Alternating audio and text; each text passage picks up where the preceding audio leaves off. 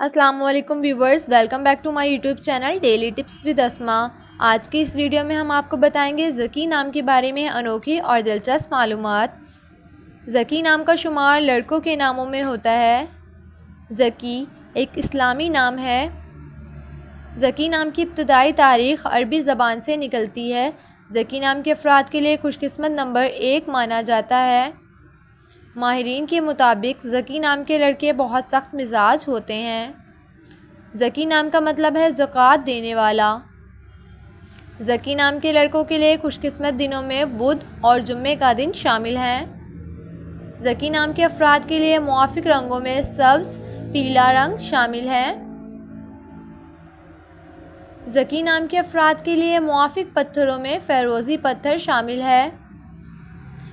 खुशकिस्मती वाली धातों में हिंसों के हिसाब से तांबा और कांसी शामिल हैं। सो फ्रेंड्स, अगर आप अपने नाम का मतलब जानना चाहते हैं तो कमेंट बॉक्स में अपना नाम लिखें। इंशाअल्लाह हम आपके नाम की वीडियो ज़रूर बनाएंगे। Thanks for watching. अल्लाह हाफिज़।